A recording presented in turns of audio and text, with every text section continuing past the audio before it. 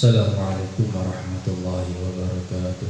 Waalaikumsalam warahmatullahi wabarakatuh. Bismillah, subhanallah, walhamdulillah, wa la ilaha illallah, wallahu akbar, wa la hawla wa la quwwata illa billahil azimil azizil alim.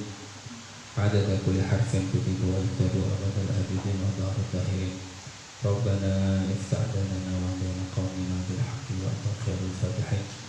Subhanaka la ilma lana illa ma 'allamtana innaka antal alimul hakim.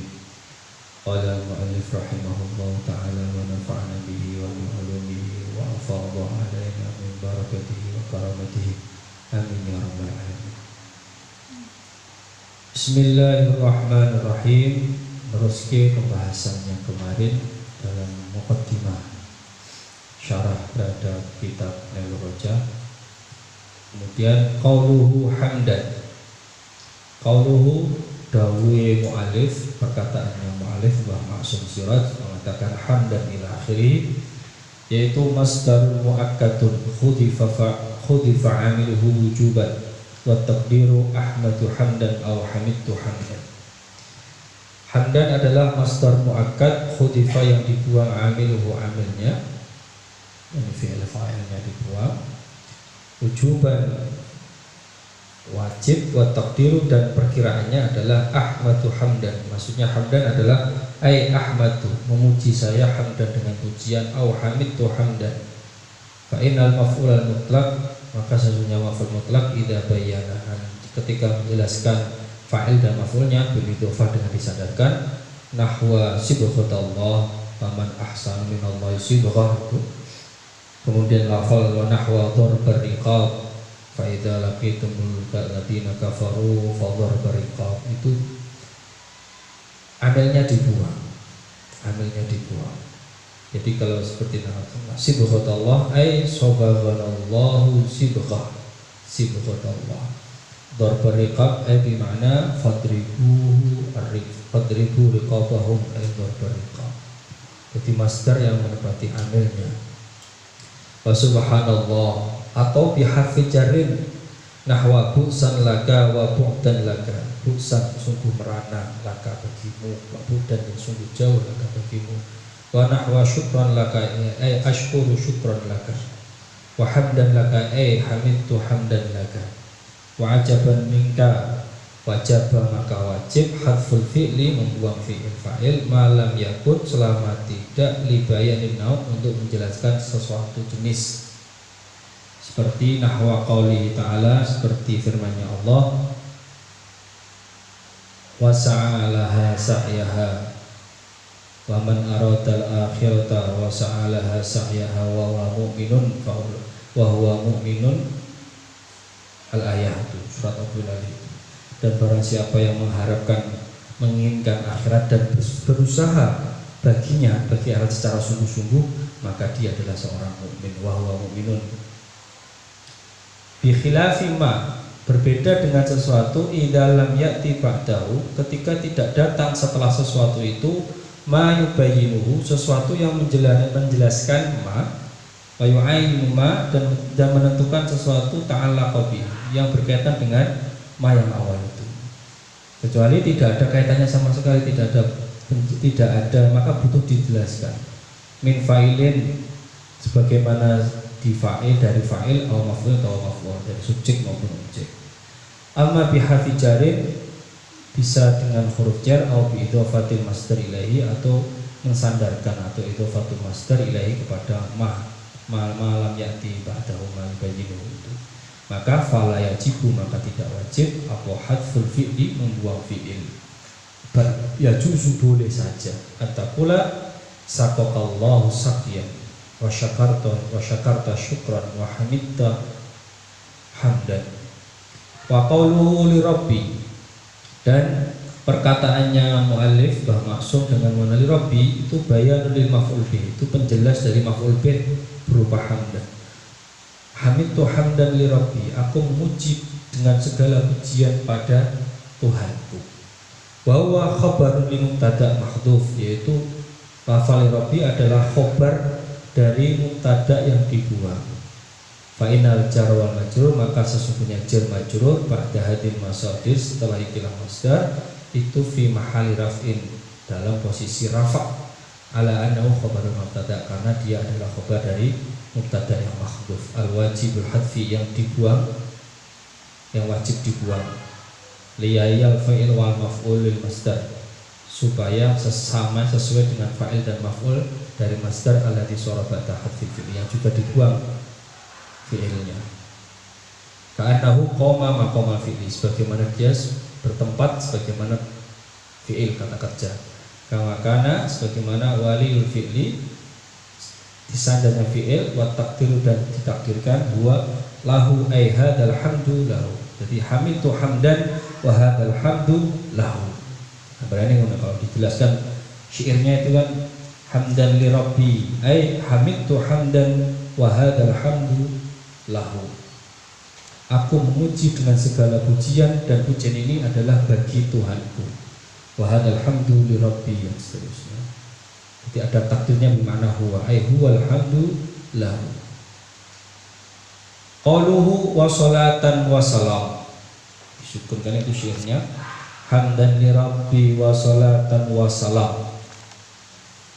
Kemudian perkataannya, dawuhnya Mbah Musannaf, Mbah Maksum mengatakan wa salatan wa salam, ay bin nasbi, dengan lafal nasab, atfan ala hamdan, ay aqulu ay usalli salatan wa usallim salaman, ataf dengan lafal hamdan.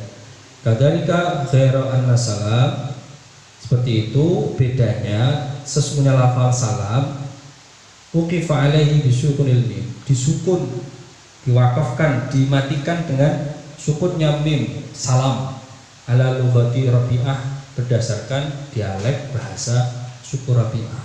Jadi ada dalam tradisi syair itu tidak masalah, untuk syairnya itu tidak masalah. Jadi salatan wassalam, wassalaman.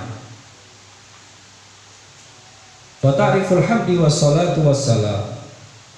Adapun definisi atau penjelasan terkait dengan lafal alhamdu dan lafal as-salatu dan lafal as-salamu, masyhurun, itu sudah populer. Semua orang ditanya sudah paham secara umum apa itu makna dari kata alhamdu, dengan kadar pemahamannya masing-masing. Tapi orang yang benar bahasa Arab sudah paham alhamdu itu artinya adalah pujian. Kalau dalam bahasa lainnya ada 4 pujian yang hanya dimiliki oleh Allah itu. Wassalat itu juga paham, ini sholawat adalah doa kita kepada Rasulullah. Wassalam, dan keselamatan, itu masyhur. Wal kalamu alaihi, dan penjelasan alaihi atas lafal-lafal ini itu fil mutawwilati dalam kitab-kitab besar, dalam penjelasan-penjelasan yang besar, mazkurun, sudah dijelaskan. Jadi intinya adalah tahsilul hasil kalau dalam bahasa yang lain. Kalau andaikan Mbah Sahal itu tidak menjelaskan, insya Allah pada paham.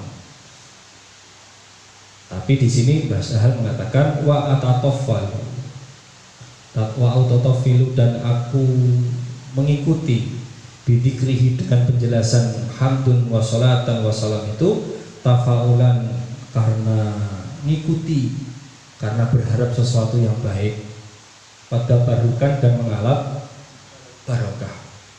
Intinya penjelasan yang diberikan oleh Mbah Sahal itu tidak lebih hanya sekedar mengikuti tabaruk dengan pendapat-pendapat ulama sebelumnya. Falhamdu, maka puji, alhamdu itu logatan secara bahasa itu as-sana'u, itu pengalem, apa itu, pujian. Bil lisan, dengan lisan, alal jamilil ikhtiyari, atas apa, kebaikan-kebaikan, kebagusan-kebagusan yang sifatnya ikhtiari, sukarela, ala qasdi ta'zimi, atas tujuan mengagungkan. Jadi hamdalah, pujian itu adalah ekspresi dari ekspresi lisan, pujian lisan yang muncul karena kebaikan, suatu yang dianggap itu maslahat, manfaat, dan sifatnya sukarela, tidak ada paksaan, dengan tujuan memuliakan orang yang memberi. Ala qasdi ta'zim, tujuannya itu.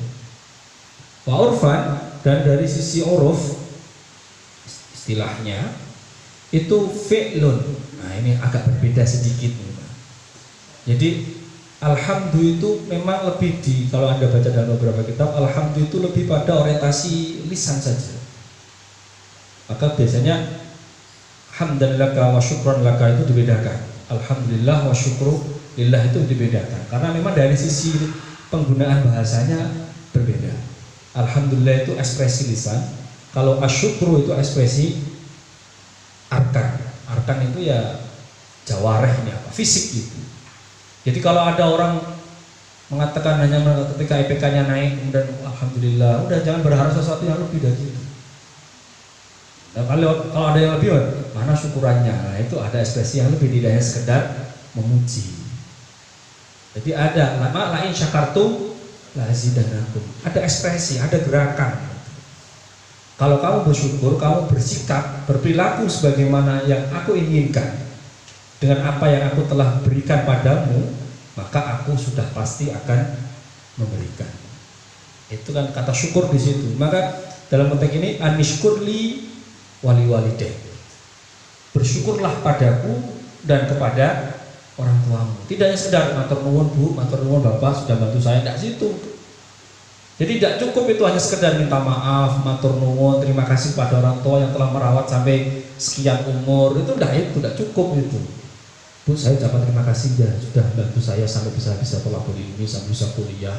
Ini jasanya banyak. Tapi tidak ada ekspresi yang timbal balik pada al-mun'im itu, yang memberikan, yang merawat, itu bukan dalam ekspresi syukur. Itu masih kalau orang itu lambe-lambe tipis gitu, main apa ya, lip sync saja itu, tidak hakiki.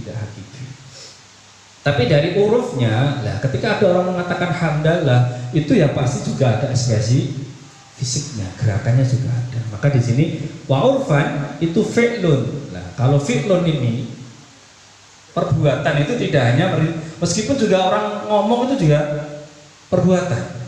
Bakal khotiruddini itu ya, kerenteknya hati itu juga bagian dari perbuatan. Fi'lun yunabbi'u an ta'zimil mun'im bisababi kaunihi mun'iman 'alal hamidi aw ghairihi. Fi'lun sebuah pekerjaan, aktivitas, yunabbi'u yang memberitahu, yang memunculkan an ta'zimil mun'im atas dari memuliakannya orang yang memberi nikmat, yaitu Allah. Bisa babi kaunihi mun'iman, karena alasan beliaulah, Allah lah yang memberikan kenikmatan. Wa ghairiha dan alal hamidi atas orang yang memuji, au ghairi atau orang lain. Karena terkadang ekspresi alhamdulillah itu tidak mesti muncul dari orang yang mendapatkan kenikmatan itu sendiri. Benar enggak? Terkadang orang lain yang tidak punya kepentingan pemujian itu juga membantu untuk memuji. Maka tidak mesti ekspresi rasa syukur itu harus diekspresikan dengan kata alhamdulillah. Contohnya mungkin gini, temanmu akhirnya yang dengan ijtihadnya seperti itu, ikhtiarnya seperti itu, tirakatannya akhirnya bisa lulus meskipun 14 semester, terancam su'ul khotimah di kuliahnya itu. Akhirnya ya teman-teman juga ikut alhamdulillah juga, lalu plong. Padahal nikmat itu tidak jatuh pada teman-temannya, nikmat itu jatuh pada teman kita yang mengalami tadi itu kelulusan itu. Tapi kita juga ikut alhamdulillah. Itu ekspresi yang muncul karena ada keagungan dari zat yang memberikan kenikmatan itu. Maka nanti di sini tidak bisa dibedakan antara hamdan dengan syukran, itu tidak bisa dibedakan. Syukur dengan hamd itu tidak bisa dibedakan. Seharusnya memunculkan dua hal itu. Tidak bisa langsung hanya matur nuwun sudah dibantu. Tidak seperti itu. Idealnya orang ngono tok. Itu gambaran yang muncul dari ekspresi hamdalah itu. Maka ekspresinya munculnya kebaikan yang tidak menciderai orang lain. Ya kan? Kan itu contohnya tadi. Temanmu yang berusaha payah untuk bisa lulus, akhirnya juga lulus, semuanya merasa bahagia dengan kelulusan temannya itu. Yang punya nikmat itu, berarti kita nggak dapat apa-apa. Syukur ya kalau kita dikasih makan bareng-bareng, kalau enggak usah sok getun, wah saya juga jadi juga itu bersyukur, kan enggak ada hubungannya juga. Maka pujian itu kepada Allah itu berdampak imbasnya pada yang lain. Jangan malah seperti ini. Jangan malah ketika ada rame-rame, mungkin kita nggak berharap ya, neng asrama ojo ini B6 itu pun semua ketika tinggal sepi kemalingan HP 5 hilang kabeh, pada situ ada HP 6 yang satu selamat, alhamdulillah HP ku ora hilang. Itu namanya berbahagia di atas penderitaan orang lain. Itu jangan alhamdulillah HP ora hilang, malah kualat apa. Enggak seperti itu. Ekspresi rasa bahagia yang kita dapatkan kenikmatan itu juga tidak mencederai orang-orang yang ada di sekitar. Itu cuma lah alhamdulillah selamat, mojone opnam. Ya jangan pakai itu, enggak boleh. Itu enggak boleh karena pujian itu disematkan pada sesuatu yang suci. Seakan-akan kita itu bahagia, sukses, Allah bantu kita, Allah enggak bantu yang lain. Kan dolim gitu. Kan kayak gitu kan. Maka kalau ada seperti itu jangan alhamdulillah, udah diem aja. Allah sedang bantu saya, titik, tidak kata alhamdulillah.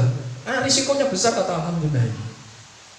Karena pujian itu total untuk Allah, seakan-akan Allah itu merindoi apa yang kamu alami, tapi tidak merindoi yang dialami oleh teman-temanmu.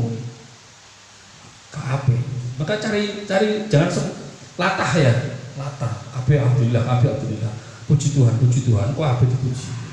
Padahal yang koncone kosong ya. Maka terkadang satu hal itu kalau kita merasa itu kenikmatan yang kita dapat itu bisa melukai atau tidak memberikan rasanya pada teman yang lainnya, tidak usah diekspresikan berlebihan.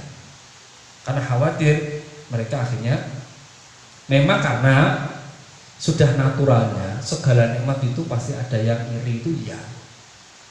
Maka jangan berharap kalau kamu dapat kenikmatan kemudian orang semuanya suka, itu nggak mungkin, hal yang mustahil itu. Karena memang ada atau hadis riwayat, banyak dicek di hadis siapa saya lupa itu, kullu dzi nikmatin mahsud. Segala orang yang punya kenikmatan itu pasti mahsud. Oh mahsud, hasad dayak sudu mahsud, diiri orang. Wes lah, coba sebutkan suatu kenikmatan yang kamu pernah alami dan itu semuanya suka. Tidak ada. Pasti ada yang iri. Itu orang kok ganti-ganti HP. Mesti orang yang ngomong. Padahal gak urusan yang gede tipu dewe ya. Apalagi dari sekian itu mungkin. Jadi kalau kita nunggu komentar orang, nggak selesai hidup kita. Maka kemudian Rasul memberikan pagar. Dah, kalau dinikmatin maksud itu risiko. Wong elek ana risikonya apa meneh? Sing apik kan itu. Wong sing terkadang niatnya sudah bagus, isih disuudoni. Apa meneh sing kedo elek mesti disuudoni nih. Wong terkadang satu yang ingin berbuat baik itu masih dicurigai, apalagi yang jelas berbuat jelek. Jadi nggak usah nunggu. Amal itu harusnya kepada Allah. Ini mau dikatakan orang, kita kan terkadang itu nunggu ini mau amal, tapi kemudian dihitung-hitung. Nanti kalau gini, nek dari ini, nggak jadi amal. Karena nunggu komentar orang lain, capek mas hidup seperti itu. Karena apa? Karena kita tidak punya kuasa atas orang itu. Kamu bisa ngatur enggak kalau dia nggak nyemooh kita? Nggak bisa, itu di luar kuasa kita. Beda kalau kamu punya teman, punya tetangga, punya saudara yang bisa kamu kontrol. Karena dia itu tunduk padamu, itu kamu enak ngamal apa saja. Awas kalau kamu komentar, dia nggak mau komentar pasti. Karena dalam kuasa dirimu. Tapi ada orang seperti itu. Satu pondok, satu gotaan, satu kamar, nggak jamin kalau dia bisa menguasai temannya itu. Maka jangan berharap sesuatu yang lebih atau kurang dari temannya itu. Karena kita pasti capek. Wong kita mengurusi amal kita sendiri aja capek, apalagi mengurusi orang lain yang itu pun tidak dalam kuasa kita. Maka dalam konteks ini Rasul itu ada ajarannya simpel. Maka yu'minu billahi wal yawmil akhir fala yu'dhi jarahu. Udah itu aja lah. Jangan sakiti tetangga. Meskipun itu sulit faktanya. Ya kan? Karena tetangga itu orang yang paling dekat dengan kita. Udah. Karena apa? Jangan sakiti loh. Tidak harus berbuat baik, jangan sakiti aja. Paham? Kenapa Rasul fala yu'dhi jarahu? Jangan sakiti tetangga. Intinya apa? Kalau kamu nggak usah berbuat baik, tidak apa-apa. Yang penting jangan sakiti. Karena itu pasti akan di luar kontrol kita. Kalau kita sakiti satu kali, dia bisa 2 kali, 3 kali atau lebih. Akhirnya nggak akan pernah selesai tetanggaan itu. Nah itu gambarannya. Maka dalam konteks ini berbuat untuk tidak berbuat buruk itu juga baik. Jangan hanya mencari kebaikan. Untuk tidak berbuat buruk itu adalah kebaikan itu sendiri. Jangan dikira baik itu harus apa istilahnya, kalau dalam puasa baik itu harus tadarus Al-Quran. Untuk tidak mengatakan gasai gibah orang lain itu sudah alhamdulillah. Sudah alhamdulillah itu sekali lagi. Jadi konteks ini meminimalisir efek negatif itu positif dalam hal yang lain. Jangan mencari yang positif mulu tapi efek negatifnya terus di rumah. Oke, dia darusan 1 juz Quran, tapi satu juga 2 juz dia ngatamin gasai orang lain itu. Ya juga enggak fair juga. Nah ini yang harus dipahami. Maka dalam konteks ini juga pernah enggak mau angen-angen itu? Ketika kenapa Rasul mengatakan man shoma ramadhana imanan wa ihtisaban ghufira lahu ma taqaddama min dzambihi. Kenapa kok janji orang puasa itu ampunan bukan pahala yang berlipat ganda? Kenapa? Karena kamu sudah bisa menahan diri sudah alhamdulillah. Menahan lapar, menahan dahaga, menahan hal yang membatalkan puasa itu sudah alhamdulillah itu sudah. Itu dibakar kamu itu sudah. Soal pahala urusan yang lain itu plusnya kan gitu aja. Jadi kamu puasa dalam waktu sekian jam mulai fajar itu kan sampai nanti menjelang berbuka puasa, sudah kamu tidak menyakiti orang lain itu sudah minimal apa ya, mengurangi jumlah yang dibakar oleh Allah itu. Karena Allah sedang bakar dirimu, jangan kamu kasih lagi itu modalnya. Ini bakar selesai tambah lagi, oh gak saya koncone bakarnya, ya gak rampung-rampung, habis puasa rugi semua, gak ada yang akhirnya Allah sibuk bakar kamu, gak kasih bonus kamu satu pun gitu. Maka di sini harus dipahami kenapa puasa itu upahnya adalah pembakaran. Karena logikanya sebesar apapun pahala kita, kalau juga sebesar apapun dosa kita, ya gak berimbang kan gitu.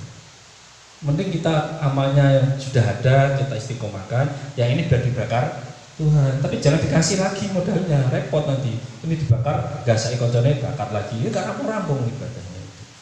Masih syukur dalam Syafi'i itu madhabnya kalau hanya sekedar gasai orang bohong itu dosa-dosa kecil masih bisa dianggap sah itu puasanya, meskipun la ajra fi, tidak ada upahnya. Ibaratnya orang kerja seharian tapi gak ada dapat upah, mau tidak apa-apa, yang penting gak kodok gitu kan. Tapi juga rugi dari hitung-hitungan apa ya, spiritualnya juga rugi. Kemudian tekan timus. Famasdarul lughawi, maka masdarul lughawinya, makna dari makna lughawinya huwa al-lisan wahdah. Jadi alhamdulillah, hamdun itu adalah ekspresi lisan saja secara lughawinya. Sumbernya dari ekspresi lisan. Wa muta'alliquhu, dan kaitan alhamdu itu ya umun nikmah wa ghairiyah, berkaitan dengan nikmat ataupun tidak. Wa masal urfi, dan sumber dari uruf itu ya umul lisan wa ghairi. Jadi karena fi'lan tidak hanya ekspresi dari lisan tadi itu. Fa inal fi'la yashmulu dzikran bil lisan wa i'tiqadan bil janan wa amalan bil arkan. Karena fi'l, aktivitas itu meliputi apa ya, ekspresi lisan, redaksionalnya dia mengucapkan alhamdulillah wa syukurillah, wa'tiqadan, dan dia meyakini bahwa kenikmatan ini adalah Allah yang memberikan, bukan dari saya, bukan dari siapapun. Bil janan, janan itu bukan jinan, kalau jinan itu surga, taman. Janan itu artinya adalah hati. Wa amalan bil arkan, dan perbuatan dari fisik anggota badan. Wa muta'alliquhu an-ni'mah, dan berkaitan dengan kenikmatan wahdah, ya satu nikmah itu. Fa kullun minhuma amun wa khasun, dan bagi setiap darinya itu, dari maknanya al-lugha wal uruf itu ada am dan khas, bi'tibaril masdar wal muta'alliq, tergantung dengan sumber dan kaitannya itu. Kalau hanya sekedar pujian alhamdulillah, tidak harus ada kenikmatan, benar kan? Ya harus ada kenikmatan. Tapi ketika alhamdulillah diberi kenikmatan, maka ada namanya fi'il, namanya syukur itu di sini. Was-sholatu, lan lafal salat maknaha artinya wahidun itu, wa huwa al-atuf. Al-atuf apa? Al-atuf itu belas kasih, kasih sayang, atof. Lakinnahu, tetapinya yakhtalifu, berbeda, bikhtilafil atif, tetapi sifat kelembutan itu berbeda tergantung pada al-atif, orang yang belas kasihan itu. Jadi kepada orang subjeknya siapa, al-atifnya siapa? Bahwa ingkana minallah, ketika al-atif, orang yang merasa belas kasih itu adalah Allah, zatnya adalah Allah, fa'ilnya adalah Allah, subjek yang merasa belas kasih itu adalah Allah, maka artinya adalah rahmat. Jadi sholawat bagi kita dari Allah itu rahmat. Jadi ketika kita ngomong, ketika Allah dalam Quran mengatakan innallaha wa malaikatahu yusholluna 'alan nabi, itu konteksnya adalah Allah sedang merahmati kita melalui Rasulullah. Paham ya? Karena memang Rasul itu kan rahmat bagi kita, bukan kan? Kemarin saya jelaskan inna arsalnaka illa rahmatan lil alamin. Rasul itu adalah rahmat bagi kita. Qul bi fadlillahi wa bi rahmatihi. Yaitu Rasul sendiri. Fa bidzalika fayafrahu. Qul, katakan wahai Muhammad, bi fadlillah, dengan keagungan Allah, wa bi rahmat, dengan rahmatnya Allah, fa bidzalika, maka dengan itu semua fayafrahu, berbahagia. Maka hadirnya Rasul dalam diri kita, di sekitar kita dan menjadi panutan kita, itu adalah kasih sayang Allah yang diberikan kepada kita. Maka sholawat itu raninya juga ke kita lagi. Ibaratnya gelas itu, Rasul itu kan nggak butuh sholawat ya. Kita yang butuh. Kita kasih, tidak hanya agamanya. Kalau kita kasih seseorang atau kalau kasih air dalam satu gelas, terus dikasih, ya kan? Melimpah deh. Ke siapa melimpahnya? Orang yang ada di sekitarnya. Jadi Rasul sudah turah-turah berlebih. Kemana? Ya kepada umat-umatnya, ya kepada kita-kita yang masih butuh rangkulan dari Rasulullah. Maka dalam konteks ini, sholawat dari Allah ke kita itu jatuhnya adalah rahmat. Ke Rasul rahmat kepada siapa? Ya kepada umatnya otomatis. Kemudian fal muradu biya al-ihsan, sifat kasih sayang Allah. Wa minal malaikati, ketika aktifnya subjek pemberi belas kasih itu adalah malaikat, di mana istighfar, yaitu minta ampunan. Dan itu kan bagian dari tugasnya malaikat, kan minta ampunan kita semua, ya, minta ampunan kita dimintai ampunan oleh Allah melalui malaikat itu. Mesake nyawa kawe dhewe iki mesake malaikat itu. Ngewoi ya mesake. Jadi mungkin satu-satunya makhluk yang tahu karakter kita itu diantaranya adalah malaikat, selain Allah sudah pasti. Yaitu ketika ini ja'al fil ardi khalifah, qalu, kan qalunya siapa? Malaikat. Ataj'al fiha may yufsidu fiha wa yasfiku dima. Loh, Gusti, engkau kok mau buat tipe makhluk yang jelas sukanya itu merusak dan sukanya mengalirkan darah. Jadi malaikat sudah tahu karakter kita itu. Mesti konflik. Perusak kita itu. Kalau kita nggak perusak, kita nggak bukan khalifah. Maka sesuatu yang perusak itu tidak dianggap sebagai negatif. Lihat dulu kerusakannya itu membawa manfaat atau tidak. Coba kalau itu pohon gak dirusak, gak jadi meja itu. Ya, bener ya? Itu kalau kapas tanaman gak dirusak, gak jadi sarung itu. Bisa telanjang, kita pakai daun itu pakai. Maka as-sholah itu lawannya al-fasad. Sholah itu apa? Sholah itu adalah memperbaiki sesuatu yang rusak. Maka beda dengan hasan, beda dengan akhir dan sebagainya. Itu bahasa yang kita pahami. Maka lawan kata as-sholah itu al-fasad. Al-fasad itu bangunan sudah bagus diruntuhkan, dihancurkan, namanya fasad. Konstruksi sudah baik dihancurkan, namanya fasad. Sholah itu adalah membangun dari berbagai kerusakan-kerusakan itu. Maka as-sulhu, damai itu kenapa? Karena ada kerusakan, ada konflik. Nah, di situ pahamannya di situ. Maka istighfar itu, jadi malaikat mintakan ampun pada kita terus itu. Bahkan saya itu kadang geli. Ada satu kisah itu, Allah itu diantara makhluknya yang paling dibanggakan itu manusia, terutama umatnya Rasulullah. Ini ada di dalam kitab Sirul Asrar, karangnya Mbak Syekh Abdul Qadir Al-Jilani, Sirul Asrar fi Mayatul Abrar itu. Di situ tuh dijelaskan bahwa di antara keutamaan umat Muhammad adalah sholat. Saking bangganya Allah, karena ini hadiah yang langsung diberikan tanpa perantara dari Allah kepada kasihnya Muhammad SAW. Sholat itu banyak kan lewat Jibril semua. Langsung ketika Isra Mi'raj dikasih itu hadiah namanya. Maka ini hadiah utama, saking utamanya kemudian Rasul Allah itu suka membanggakan. Itu loh umat Muhammad itu suka sholat yang aku kasih. Kadang saya berpikir, jadi wah saking sukanya Allah itu, Allah menciptakan sekian malaikat yang tugasnya hanya untuk nontonin kita sholat. Tugasnya itu hanya nonton kita sholat. Saya nggak bisa bayangkan kalau saya jadi malaikat itu, nggak betah. Nggak dapur awet dewe ini sholat itu. Bayangkan tugasnya cuma itu dong. Sama dengan tugasnya pegawai kampus yang tugasnya ngurusi mahasiswa yang somplak-somplak itu. Kalau dia nggak kerja, dia nggak kerja. Kalau dia bantah, itu adalah tupoksinya, repot. Tapi ada modelnya kayak ngono. Syukur aja maka itu layak sunnah wal yaftaru, tidak pernah bermaksiat, tidak pernah membantah. Gitu. Karena kita tuh malu, kita tuh sedang dibanggakan Allah, diares di hadapan para malaikat, tapi dapurannya awet dhewe ini modelnya. Allahu Akbar. Maka nanti setiap zuhur, asar, nanti menjelang maghrib, apalagi maghrib, kalau waktu puasa sedih lagi malaikat itu. Jadi pikir Allah Akbar, jadi pikir mangan yang ngikopo. Atau ketika Allah baru keluarga, akhirnya malaikat, ya Allah, romantis katanya hari berkah, tapi udah beri model kok ingin ngapain. Jadi masalah itu. Padahal itu yang dibanggakan oleh Allah. Maka akhirnya wajar kalau malaikat itu selalu meminta ampunan, ya Allah mesake Gusti, dapur kaya ngono masuk kali. Maafke. Maka saya bersyukur punya malaikat itu kita. Kalau nggak ada malaikat, kadang kita aja minta ampunan sendiri, mau pakai benar nggak? Padahal kadang malah nggak mau ya, lupa ya. Semuanya doa kita kan banyak kan minta ampunan apa minta? Maghfirah atau soal? As'aluka. Jaluk ngapurane iki kapan gitu. Jadi durung apa-apa iki Gusti. Ngono ta iki. Alasannya simbol karena Kau pencipta aku. Gayane sok jantar-jantar koyo ngono. Iki piye? Amalia belum macem jauh-jauh. Wa minal adamiyin, dan dari anak Adam seperti kita itu di mana at-tadarru, DPDP apa istilahnya ya? DPDP itu apa bahasa Indonesianya?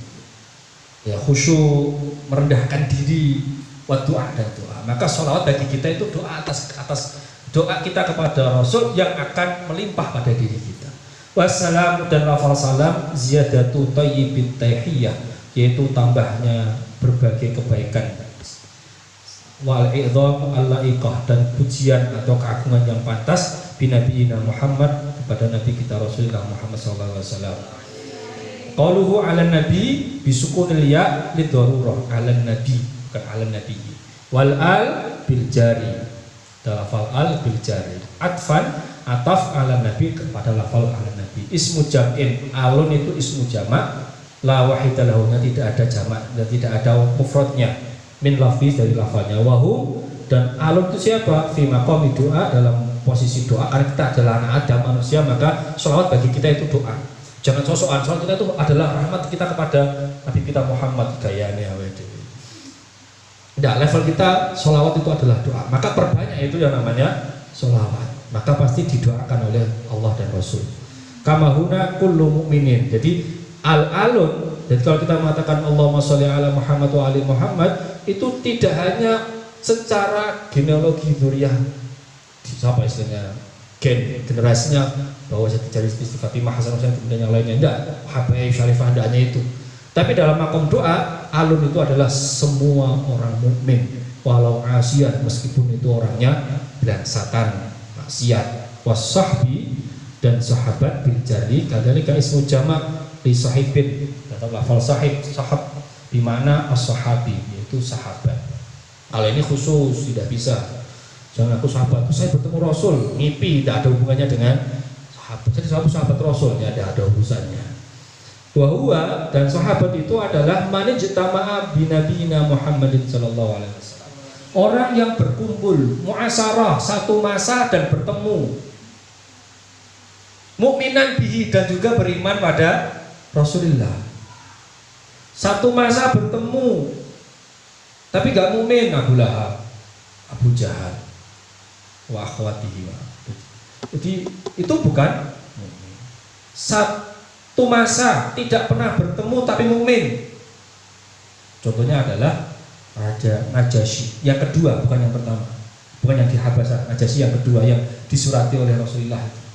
Karena Najasyi itu nama raja, Negus. Kalau di sini kayak Pakubuwono.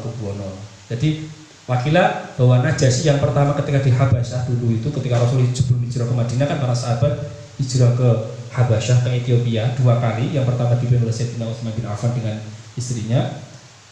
Itu bukan yang Najasyi yang kedua itu. Najasi yang kedua adalah ketika pas Hudaybiyah, kemudian Rasul memberikan surat diplomasi, banyak surat tersebar di berbagai kawasan kekuasaan di sekitar Mekah dan Madinah itu, di antara jalan Najasyi. Itu yang akhirnya masuk Islam, tapi tidak pernah bertemu dengan Rasul. Nah, disitulah kemudian ada satu istilah lagi bahwa orang yang semasa dengan Rasul beriman kepada risalahnya tapi tidak pernah bertemu dinamakan muhadram. Muhadram ini tidak populer memang karena sedikit jumlah orang seperti ini. Muhadram. Di antaranya adalah Uwais Al-Qarani yang Rasul kenal tapi tidak pernah bertemu. Bahkan Sayyidina Umar dan Sayyidina Ali dipeseni kalau nanti kamu jalan-jalan ke Yaman jangan lupa cari yang namanya Uwais Al-Qarani. Dia adalah orang yang masyhur di langit tapi nggak masyhur di bumi. Hidup sezaman dengan Rasul. Ceritanya itu Uwais itu tidak pingin karena tradisi belajar. Dia tahu orang Yaman aslinya kan dekat dengan Madinah. Dia pengen dengan beberapa temannya untuk mengikrarkan keislamannya bertemu di hadapan Rasulullah. Tapi Uwais punya ibu satu-satunya, ayahnya sudah meninggal, tidak mengizini. Bayangkan kalau kita ketemu aja Nabi oleh. Entah kalau kamu ke sana, nah, terus yang rawat saya siapa? Kambing-kambing itu siapa yang rawat? Sudah, kamu di sini aja sama ibu, nggak usah ke Madinah bertemu Rasulullah. Tapi dia punya keistimewaan malah Rasul kenal lebih dekat daripada orang yang datang kepadanya. Uwais Al-Qarani. Ini memang agak jadab istilahnya, wali yang jadab. Jadi beliau itu ikut perang Siffin kalau nggak salah dalam kuburnya Sayyidina Ali. Jadi orang biasa nggak kelihatan. Nah kalau orang-orang biasanya mengatakan ya guru ini Nabi Khidir, orang-orang seperti itu. Saya masukannya hidupnya di pinggir-pinggir pantai.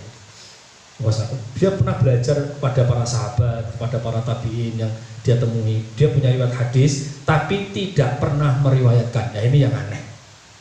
Dia itu punya sekian koleksi hadisnya Rasul dari beberapa sahabat, kan nggak pernah bertemu langsung kan? Bertemu sahabat, kemudian belajar, tapi tidak pernah mau meriwayatkan. Jadi kalau nggak percaya, cek dalam kitab hadis yang tumpukan itu. Dari puluhan ribu atau mungkin ratusan ribu hadis sampai yang palsu-palsu itu, ada enggak qala an Uwais Al-Qarani an Abi Hurairah masalah sampai ngakek lah bakal ketemu. Ada satu di Muslim kalau nggak salah, tapi itu bukan hadis, itu adalah Muslim mengutip kaulnya Uwais Al-Qarani. Itu bukan hadis. Karena memang dari riwayat banyak ulama yang tahu dia di sana kemudian diparani, temui, minta hadis, minta riwayat dari Uwais nggak mau. Nggak, saya nggak berani, saya nggak. Sudahlah, biar itu yang lainnya saja, ya nggak mau. Itu ada orang dari seperti itu. Itu ada orang dari situ. Jadi jangan kaget kalau ada muda kiai yang dijari apa kurang gelem, humul namanya dia. Yang lainnya saja, jangan saya. Itu ada orang seperti itu. Namanya muhadram. Najasyi yang itu juga muhadram. Bahkan kita juga bersyukur ada Najasyi. Andai kan Najasyi itu ketemu Rasul kemudian meninggal dan bertemu Rasul, kita nggak kenal namanya sholat gaib itu. Sholat gaib itu pertama kali muncul karena Rasul dikabarkan ada Najasyi yang masuk Islam itu meninggal dunia, kemudian Rasul sholat gaib. Itu di situ. Coba kalau akhirnya itu Muslim kemudian pindah di Madinah, nggak ada cerita sholat gaib. Jadi kadang memang harus ada hal-hal yang aneh-aneh dulu baru ada syariat itu. Kalau nggak ada yang aneh-aneh nggak ada syariat itu. Maka sahabat itu variasi orangnya kan aneh-aneh itu. Ada yang konyol orangnya, serius garang kayak Umar, ada yang nyantai kayak Abu Bakar, ada yang sulit kayak Sayyidina Ali. Itu kan ngikuti Ali kan angel itu, dipikir apa itu. Ada yang berjuis elit seperti Sayyidina Utsman. Jadi harus seperti itu agama. Rasul aja ngurmati wong papat sing aneh-aneh koyo ngono. Mosok awake dhewe ngurmati sekian madhab, sekian pemikiran kok gak kuat ya aneh juga. Itu gambaran dari sahabat Rasul. Wa huwa man istama bin nabiyina Muhammadin qaluhu wa ba'du. Al-wawu qaimatun maqama imma adlun an halil ikhtisar. Wa itu bermakna kesimpulan meringkas sekian basmalah, sekian hamdalah, sekian salawat. Wal aslu mahma yakun min syai'in, bagaimanapun dari sesuatu fa aqulu ba'dal basmalah wa ma ba'da. Ini maqal muqaddimah. The nazmin, al-hadir, yang ada al-hadir fi dhihni.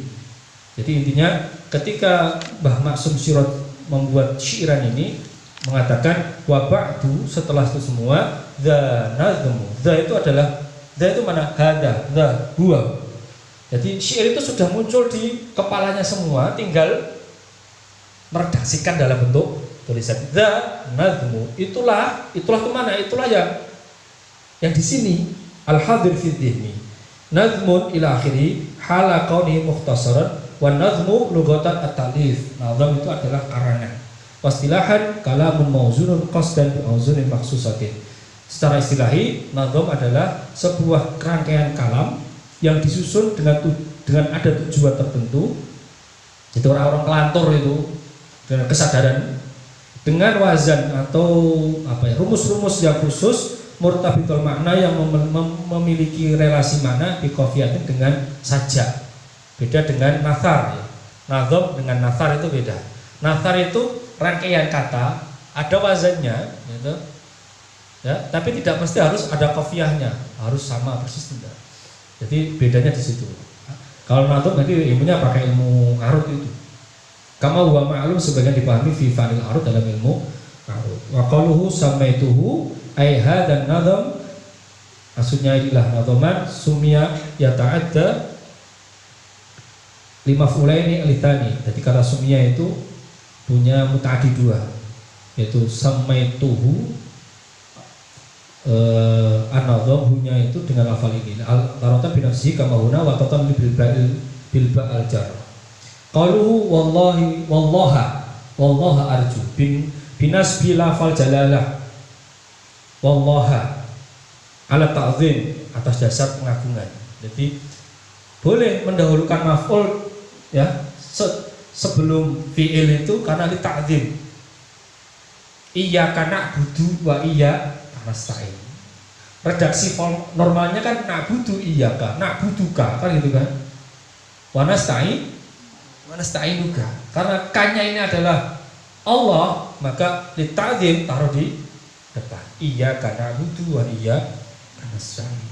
Jadi wallaha as'alu, dan kepada Allah hanya lil hasr, jadi hanya untuk mereka, hanya Allah arju, aku berharap, kama huwal adab wa in kana fil waqi' mansuban ala maf'uliyah wa qadima li ifadatil hasr, dan itu didahulukan lafal ta'zim, itu lafal jar didahulukan karena li ifadatil hasr, hanya satu-satunya, wal makna arjullahi la ghairu.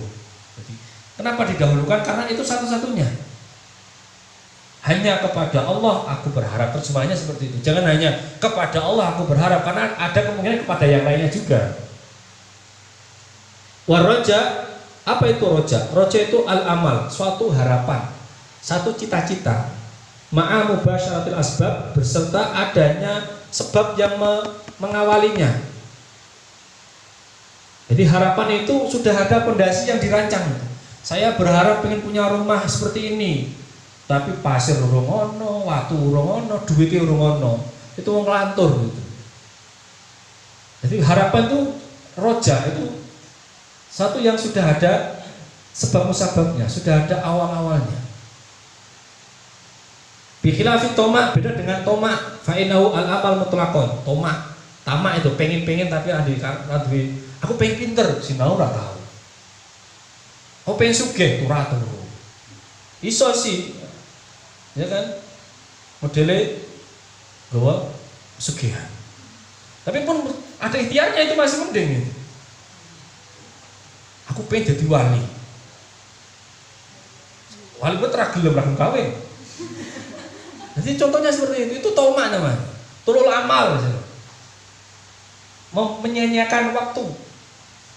Umur itu disia-siakan begitu juga. Nafasnya itu setiap hari nggak ada faedahnya sama sekali. Fa'inau alaman mutlaqan sawa'un kana ma'al akhdi fil asbab amla. Jadi nggak punya harapan apa. Fakullu roja'in tomaun wala aksa. Jadi setiap roja itu pasti tomak, tapi tomak belum tentu roja. Ya. Sama ada orang seperti ini. Aku pengen lulus apa? Ini sudah apa? Kamu tersakiti ketika saya ngomong wisuda.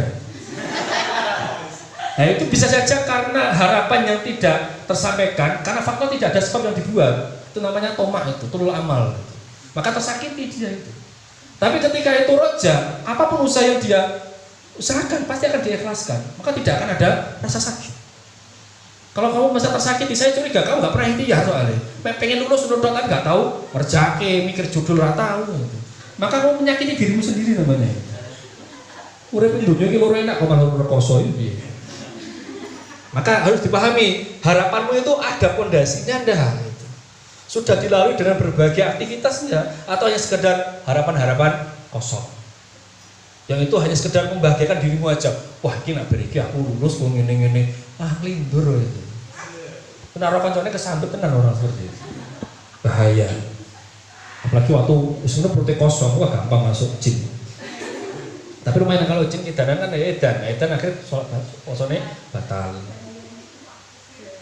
Qauluhu an-naf'a ay bihadzal mu'allaf, dengan ini karangan ay isolul thawab, tersampainya pahala disababi dengan sebab inilah karangan idin naf'u, karena kemanfaatan itu isolul khairi lil ghair, tersampainya suatu kebaikan kepada yang lain. Jadi kemanfaatan itu tidak bisa dimonopoli diri sendiri. Kemanfaatan itu harus berimbas pada orang lain, itu baru namanya manfaat.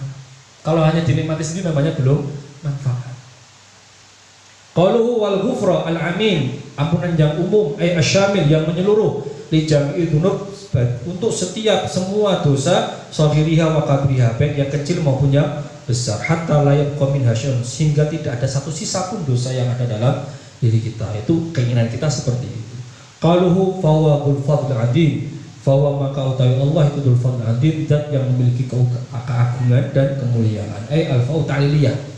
Wa innama arju minhu, sesungguhnya aku berharap dari Allah, ma dzukira, dari apa yang telah dijelaskan, li'annahu du, dari sekian itulah aku ingin berharap kepada Allah. Karena apa? Karena Allah itu, fa-nya itu ditaklil, karena Allah itu dzul fadli, zat yang memiliki keagungan. Wa yahtamilu ayakuna hadza min qabilit tadbir wa takmil. Jadi al-fadlu wal azim itu sama artinya, keagungan, tapi ditakmil untuk menyempurnakan saja. Bahwa takkib jumlatin bi jumlatin mustamilatin, yaitu mengikuti satu jumlah dengan jumlah yang lain yang lebih sempurna, yang lebih menyeluruh, ala manaha litaukid, untuk meneguhkan dzul fadlil azim. Allah sudah al-fadlu, juga Allah sudah al-azim. Wal fadlu adalah az-ziyadah fil khair, keutamaan itu adalah tambahnya suatu kebaikan.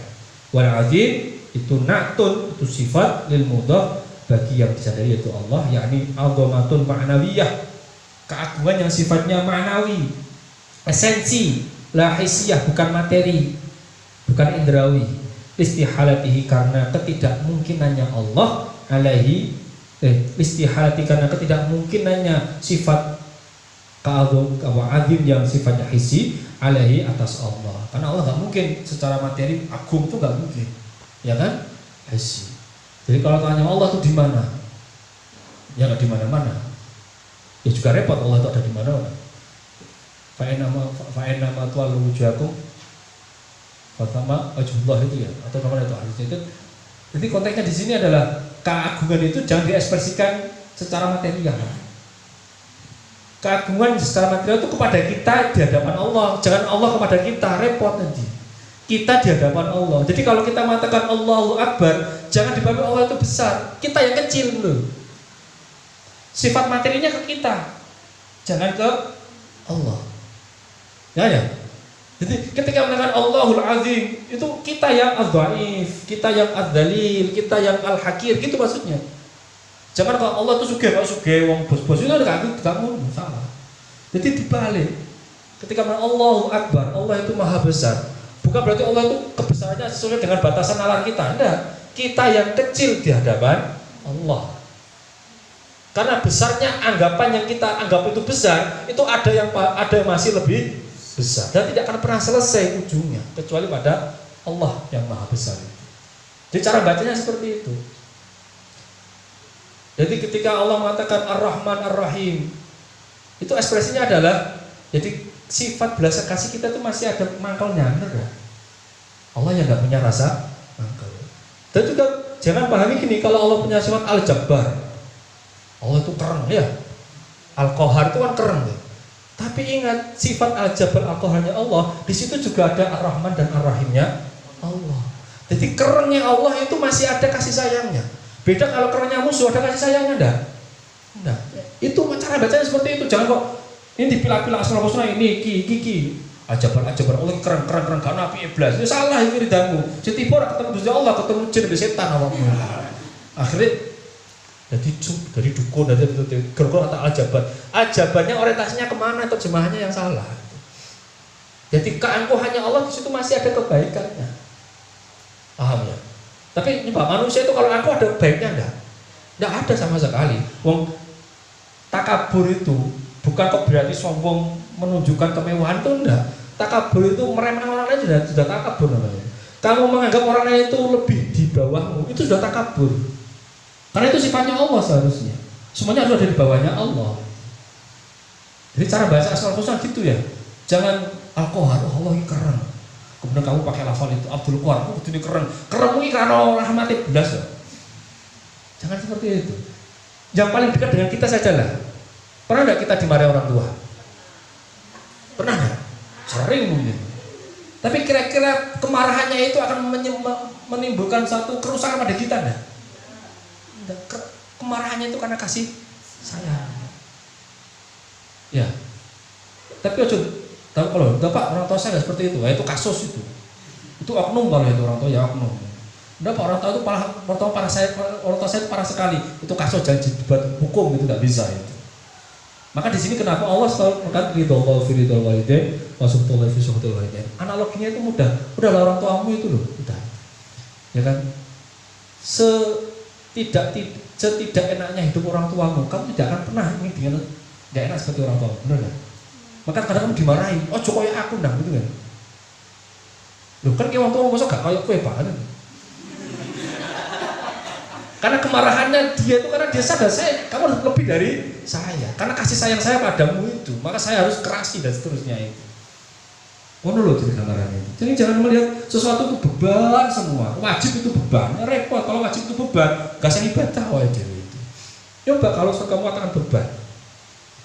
Terus kemudian Allah merasa kasih pada kamu. Yaudahlah, karena kamu merasa terbebani dengan sholat ini, maka sekarang sholat itu sunnah sajalah.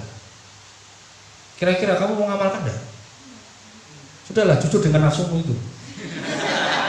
Pasti oke lah.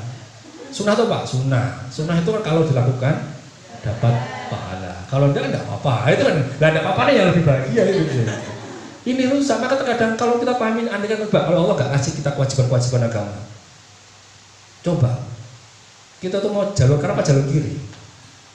Jalur kiri itu neraka sudah manggil itu. Maka terkadang dalam satu kelihatannya itu taklif, beban bagi orang muslim taklif namanya ya. Tapi itu adalah kenikmatan yang Allah kasih pada kita. Ini rahmatku. Kalau kamu nggak saya kerasi, nggak saya paksa, ini kalian tuh ke neraka semua. Terus surga saya untuk siapa?